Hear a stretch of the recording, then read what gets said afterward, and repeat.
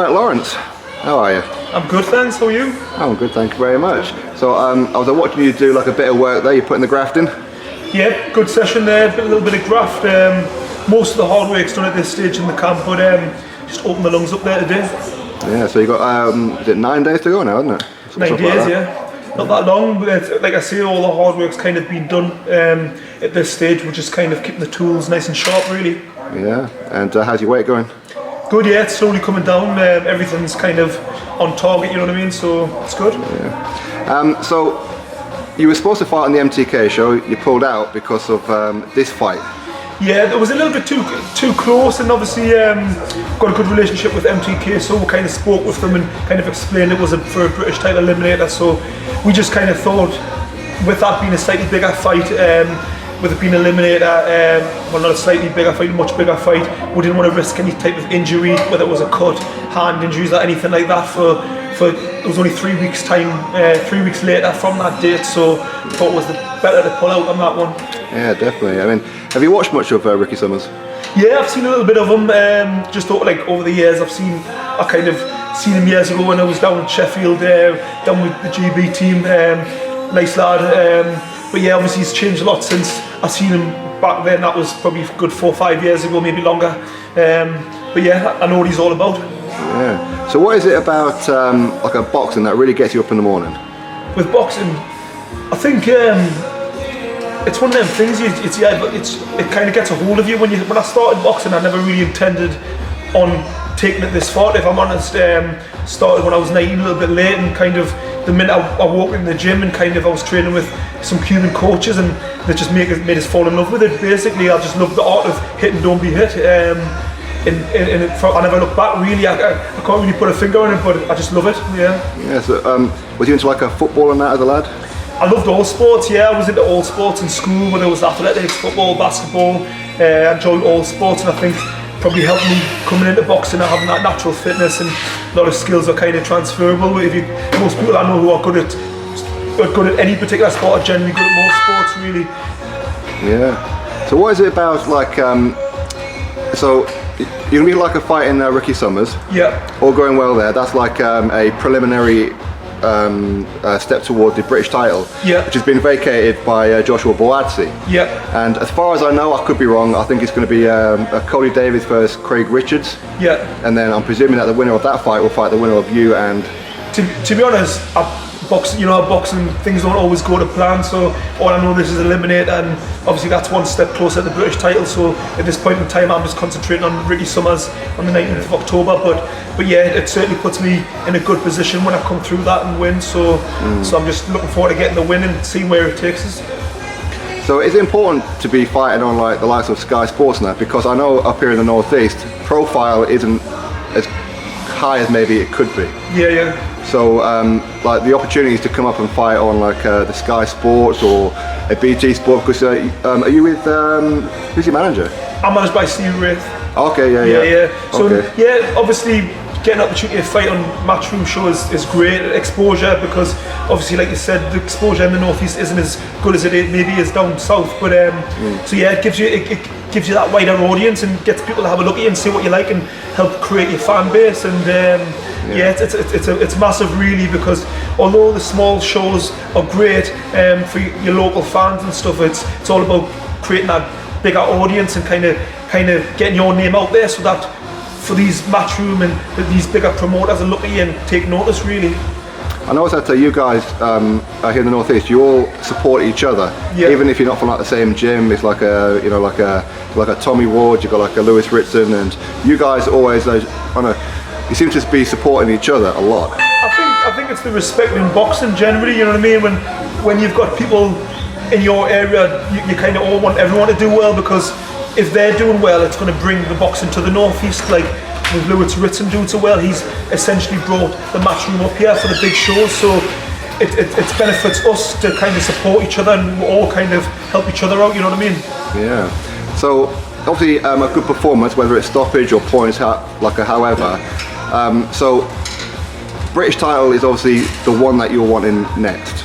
Yeah, well, to be honest, before I got this opportunity, I wasn't even looking at the British title. Any title would have been no, that was not an area title, Commonwealth title, English title, just any title really. That's what we're looking for. It was basically we got an opportunity to box on this show, and they said it was for a British title eliminator. So obviously we were over the moon with that.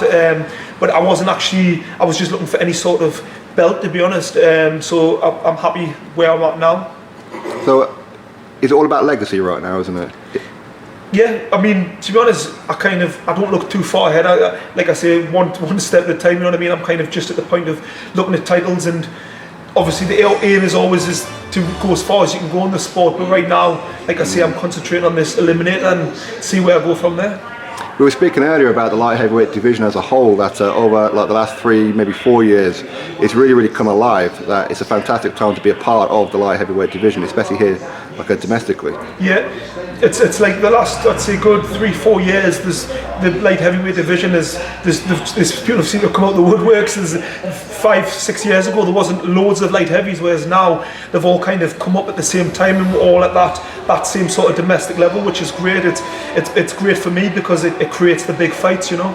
Yeah, but I mean, do you see everyone now around you, like maybe Craig Richards and look at these kind of guys as rivals now? Yeah, well, I mean, yeah, essentially, because in the day, you know, you're going to come across them at some stage. You're going to get a phone call where there's going to be an opportunity. Whoever's at the end of the day, I wouldn't say I personally have got rivalries, because whoever's got the belt that I'm kind of going after is that's where I'm looking to go. You know what I mean? So I wouldn't say rivalries for me at this stage in my career, but whoever's got the belt, that's what I want, really.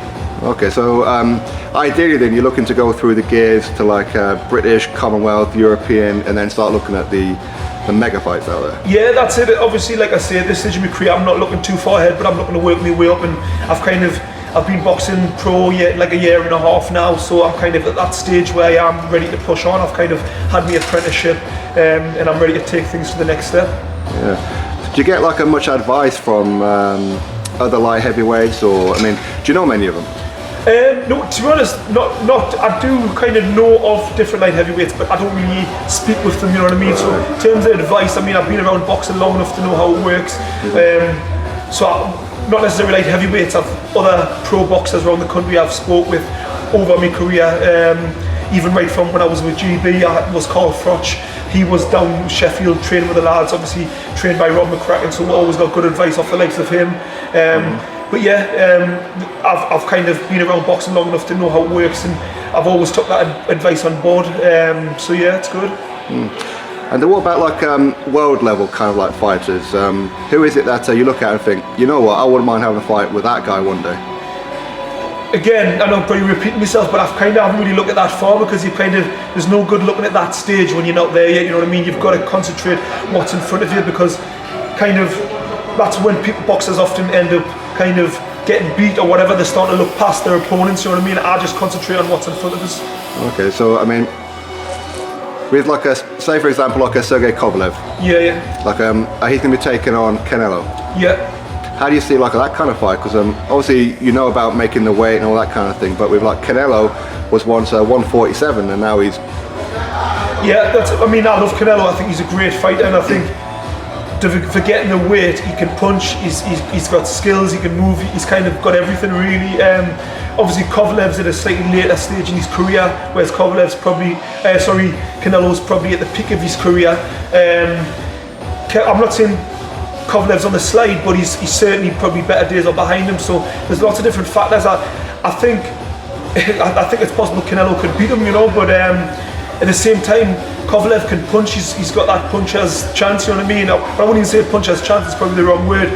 He's a world level light heavyweight. So really, if you're looking at it from that point of view, you'd say Kovalev should win, because normally a good big guy beats a good little guy. If you know what I'm saying. So, but it is a tough one, because Canelo, he's a world class operator. He's a pound for pounder, so he's capable of winning also. So it's an interesting fight. And who would you consider the best light heavyweight out there right now, when you look at the champions? Or I'm not sure. They're all like, obviously there's the fight coming up. What do you call him? Bivol. Yeah, against the Russian. So them two are both excellent fighters. Gvozdyk. Betbiev. Yeah, sorry, I couldn't think of his name. Yeah. Both of them guys are great, but they're totally different stylistically. So the problem, that's the thing, they're all so different. So when they come together, that's when we'll find out. And it's very hard to pick a winner at this stage because they're completely different styles, both excellent at what they do. So yeah, they're all great fights to watch. As a fan, you're kind of exciting fights to watch. Is there any kind of like fighters you think that that will be a real tough for me right now? For example, you're not looking past like a Ricky Summers, as you said, but if you've got the opportunity to fight a Boatsi, you've got the opportunity to fight Anthony Yard or Callum Johnson, would you take it? At this stage of my career, again, it's like I'm working my way up, so there's some of these guys are a little bit ahead of me, so obviously it's my team around me who picks my fights. As a fighter, you get an opportunity, you want to take it instantly. That's a fighter's mentality. But sometimes you need a team around you to guide you and make sure that you're taking the right fights at the right time. Like I say, I'm just getting to British level at this stage. So some of these guys at world level. So again, there's so many different factors. It's timing. There's money. If the money's right, I maybe have to take them risk. Even if these guys are at world level, if the money's right, I might take it. But it's all timing, and until it's in front of you and someone gives you the opportunity, then you're making a decision. So, but yeah, essentially as a fighter, you want to test yourself and see how you would do against these top guys. But like sometimes you have got to use your head and kind of think these guys are a little bit ahead of you in terms of experience. Give yourself another 6 months, a year, then you'll be ready for those type of guys. Like common sense over pride. 100%. Like I say, you just want to go in there and fight as a fighter, but you need your team to kind of pull you back sometimes. And at the end of the day, I'm not stupid. I know where I'm at this stage in my career. I'm not thinking that I'm at world level yet, so I know exactly where I'm at this point in time. So I know the type of people that I'm looking at and kind of the type of people that I need to be beating. Then I'll be looking at these guys that you're mentioning. It might be 6 months' time, it might be a year's time, but I know it's not a million miles away. But my eyes are still kind of, as a boxer, you're always watching these guys because you need to know what you need to be working on, because you watch these guys and you're always analysing other fighters without meaning to do it. You're kind of doing it because you kind of look up to people who are better than you anyway, because you want to see where you need to be and what things you need to be working on, because there's fighters who are great over 6 rounds, and there's the world class level fighters in the championships rounds. They've still got that engine, they can still punch, so you're kind of working towards that all the time, you know what I mean? And I've gone from doing 6 rounds to 8 rounds in my last fight. This is my first 10 rounder, so I'm still learning. I'm still a learning fight at this stage. Yeah. And what's it like training with Nick? Great, love it. I think from the minute I started training with him, we instantly kind of gelled, and I knew this was the right gym for me straight away, or should I say the right coach. He's excellent what he does. He's not just he doesn't just coach you, he trains you, he teaches you.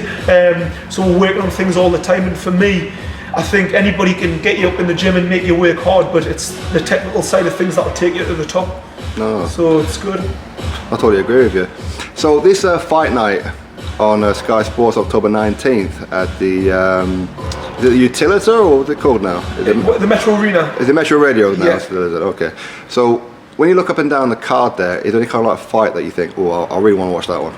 To be honest, all of the fights are looking good, to be honest. There's a couple of lads who haven't got the opponents yet, but like Ritson, Robbie Davis, I know both guys, both excellent fighters, so I'm really looking forward to watching that one. Cheeseman fight, that I'm really looking forward to that. Fitzgerald, obviously great fighter. I think heat one and punch one and fight them. Cheeseman's got an excellent engine, so I think that fight's going to be I think it's going to be fireworks from the off. I think that fight.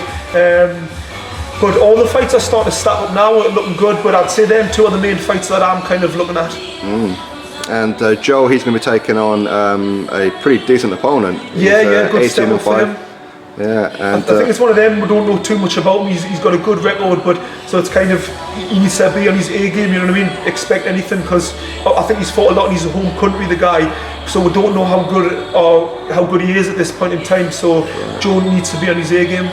And what about April? Obviously, her professional debut. Have you had a chance to sit down with her and give her advice about pre-fight nerves, all that kind of thing? Yeah, I mean, I think she's a confident girl, you know, and I think she's got bags of ability. So I think obviously she's got all us guys in the gym all chatting with her. We're all kind of close in the gym, so we've all kind of give her advice. But to be honest, I think she's super focused and she works hard. So I don't think she's even thinking about the nerves at this stage. She's just concentrating on her training and putting the work in. So I think she'll be more than prepared for her debut. She's definitely one to watch.